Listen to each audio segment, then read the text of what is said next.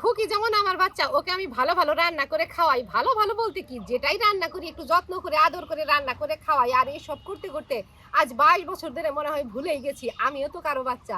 আমারও তো কিছু কিছু খেতে ইচ্ছে করে, আমার খেতে ইচ্ছে করে, খুকির বাবার খেতে ইচ্ছে করে, সবারই ইচ্ছে করে। তো আজকে সকালেই ঘুম থেকে উঠেই খুকির বাবাকে বলছি যে অল্প আর দুক মাংস আনো, তার মধ্যে থেকে 2-1 টুকরা কষা তুলে রেখে খুকিকে খাওয়াই। আমিও খাই না, তুমিও খাও না, তো আমাদেরও তো খেতে ইচ্ছে করে। যাও আজকে সকালেই বাজারে গিয়ে 1/2 কেজি মাংস নিয়ে আসো। ওটা আর ঝোল টোল কিছুই করবো না, পুরোটাই কষা করবো। তুমিও খাবে, আমিও খাবো 2-1 টুকরা, আর খুকি তো খাবেই। ডাল তরকারি নিরামিষ যেটা করি প্রতিদিনের রান্না, ওটা করেই রাখবো। আর তার উপরন্ত এই খাসির মাংসটুকু কষা করব, আমিও খাবো, তুমিও খাবে, সবাই খাবো। যাই হোক, মাংসটুকু এখন ধুয়ে নেই। সকালে উঠেই খুকি মশলা করে রাখছে, ধুয়ে নিয়ে গিয়েই মেখে নেব।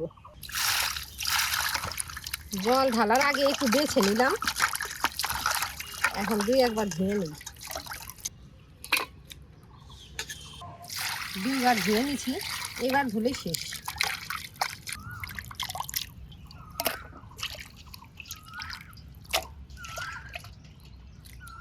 এই তো পরিষ্কার করে ধুয়ে নিলাম। এখন মশলা টসলা দিয়ে মেখে রান্না বসাবো। অল্পটুকুই মাংস, যে দাম বেশি আনবো কিভাবে? আর একদিনের তো ব্যাপার না যে আজকে বেশি করে ব্যবস্থা করে আনলাম, এরপরে না খেলেও চলবে, তা তো না। এখন খেলাম, আবার দেখা যাবে 7 দিন পরে 10 দিন পরে খেতে ইচ্ছে করছে। যাই হোক, অল্প অল্প এনেই খাওয়াই ভালো। হলুদ, লঙ্কা, ধনে গুঁড়ো ছড়িয়ে দিলাম, স্বাদ মতো নুনও দিয়ে দিই, আদা, রসুন, পেঁয়াজ, কাঁচা লঙ্কা বাটা। এখন মশলার উপরে সর্ষের তেল দিব। সর্ষের তেল দিয়ে আগে মশলাটা মেখে দিই। এখন তেলে মশলার মাখানো মশলা মাংসের সাথে মিশিয়ে দিই।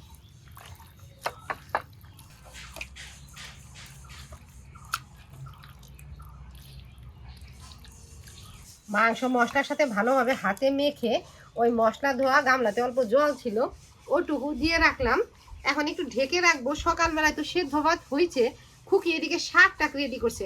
আগে শাকটা রান্না করে দিই, তারপরে ফোড়ন দিয়ে মাংসটা বসিয়ে দেবো। সেদ্ধ ভাত করছি, শাক করব আর মাংস করব, সারাদিন চলে যাবে। মাংস কিন্তু তবে আজকে ঝোল হবে না, এই কষা কষাই হবে। ঢেকে রাখলাম। শাক এখন উনান জ্বালিয়ে শাকটা আগে ভেজে নিই।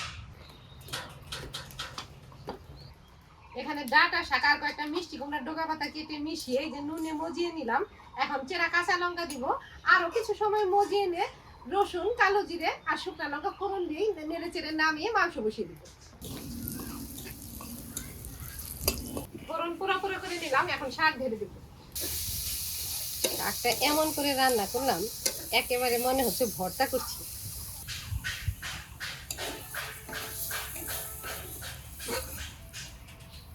1 কেজি রান্না করি আর 1/2 কেজি করি। সবসময় তো খাসির মাংস রান্না করলে ঝোলে আলুতে করি, একটা বড় কড়াই বসাই। তবে আজকে যেহেতু কষা করব, তাই জন্য একটু ছোট সাইজের কড়াইটাই বসালাম। কয়েকটা আলু দিলেও দেওয়া যাবে। ফোড়নের পেঁয়াজগুলো পনে নেই।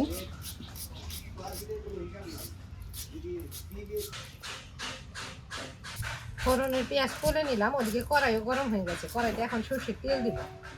গরম কড়াইতে দিলাম সর্ষের তেল, তেলও গরম হয়ে গেছে। তেজপাতা আর শুকনা লঙ্কা, বলছি তেজপাতা, শুকনা লঙ্কা দিলাম, তেজপাতা, গোটা জিরে দিই, এলাচ দারচিনি দিব। গোটা এলাচ দারচিনি ফোড়নে দিই। এলাচটা খুকির মুখে বাজে, বলে ফোড়নে এলাচও দিছ, এটা মুখে বাজতে তো খুব ভালো লাগে। এলাচ দারচিনি এবার ফোড়নে গোটা গোটা দিব, পরে তো আবার গুঁড়াটা ছড়িয়ে দেবই। গোটা দারচিনি, 4টে এলাচ। ফোড়নটা পুড়ে গেছে, তেজপাতা, শুকনা লঙ্কা, জিরে, গরম মশলা পুড়ে গেছে। এখন পেঁয়াজ কুচি দিই।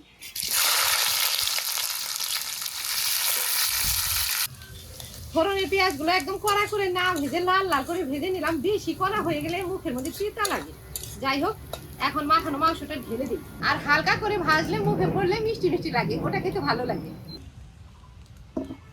মেখে রাখছি, প্রায় 1/2 ঘন্টার মতো হয়ে গেছে। আবার মশলা ধোয়া অল্প জলও দিয়েছিলাম, মনে হয় একদম রান্না করে নামিয়ে নিচ্ছি। কড়াইতে এখন ঢেলে দিই।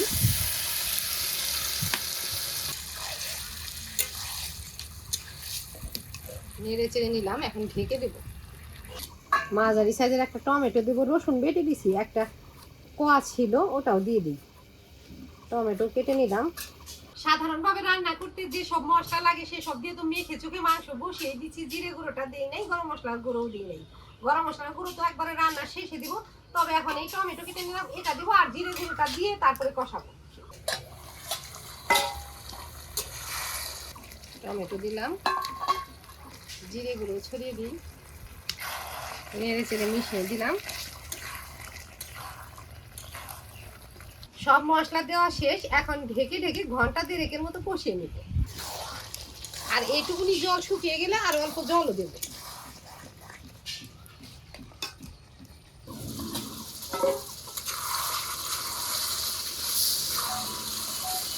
এইটুকু জল আপাতত দিই, আরো জল দিতে হবে।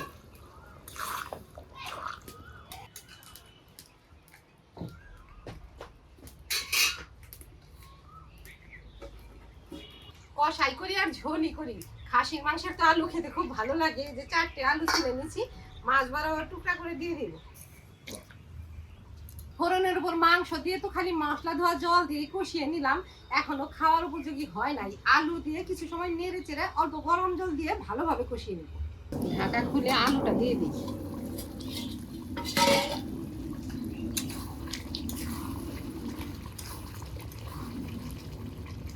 আলুগুলো দিয়ে কিছু সময় নেড়ে চেড়ে অল্প গরম জল দিই।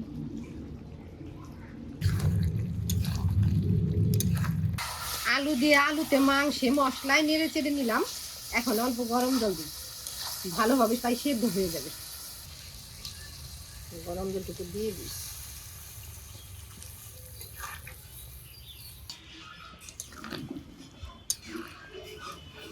এই তো প্রায় রান্না হয়ে গেছে একেবারে। তো আর ওই শুকনা শুকনা কষা করলাম না, ওভাবে করলে রুটি পরোটা দিয়ে খেলে ঠিক আছে। আমরা তো খাবো ভাত দিয়ে। অল্প ঝোল রাখছি, যদি ঝোল করতাম তবে তো এক কড়াই করে পাতলা ঝোল করতাম। তো যাই হোক, এটা খাবো ভাত দিয়ে, যাতে আবার ভাত মেখেও খাওয়া যায়। এখন গরম মশলা গুঁড়ো ছড়িয়ে দিই, নামিয়ে দিব।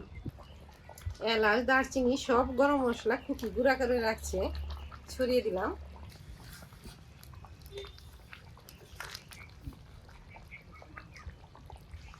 গামলাটা ধুয়ে নিয়ে এলাম, এখনই ঢেলে দিব। রান্না হয়ে গেছে, একেবারে মাখা মাখাই হয়ে গেল, এখনই ঢেলে দিই।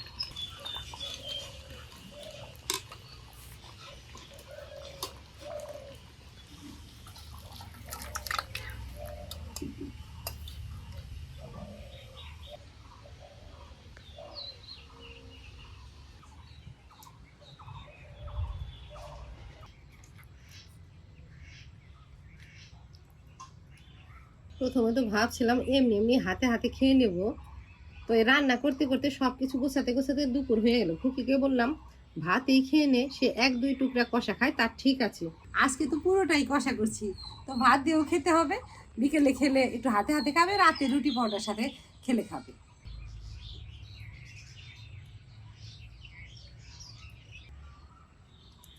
এই লেবুটার তো রস আছে। এটা যে আগের কাগজি লেবু, তারপরে যে তোর বাবে লেবু আনছে ওগুলোর রস হয় নাই, কিন্তু গন্ধ আছে। হ্যাঁ হ্যাঁ, গন্ধরাজ লেবু তো ভালো সেন্ট আছে।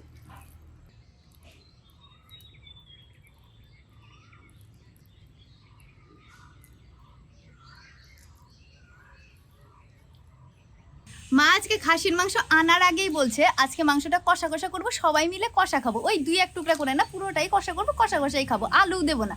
তবে মাংস বসানোর পরে বলে কি আমার তো খাসির মাংস আলু খেতেই ভাল লাগে, 2টা আলু দিয়েই দিই। আবার একটু ঝোল ঝোলও রাখছে যাতে ভাতে মেখে খাওয়া যায়। মিলে খাবো। সকালবেলায় রান্না হয়েছে শাক ভাত ভর্তা ভাত, খুকির বাবা চলে গেছে, তো সবাই মিলে আর কোথায় পাবো। উনি রাতে আসবে, আর উনি বেশিরভাগ সময়ই সকালবেলায় মাংস খেয়ে বের হয় না, ওই ডাল নিরামিষ সবজি টবজি খেয়ে বের হয়, রাতে এসে ঠান্ডা করে বসে খায়। যাই হোক, আলু দেবো না। তবে আমার এই দুপুরে আমি তুমি খাইয়ে তাহলে রাতে থাকবে 2-1 টুকরো যদি আলু না দিই। আলু দিচ্ছে আর একটু ঝোল ঝোলও রাখছো। মাখা মাখা রাখছি, যাতে ভাত দিয়ে মেখে খাওয়া যায় বা রুটি পরোটা দিয়েও ভরিয়ে ভরিয়ে খাওয়া যায়।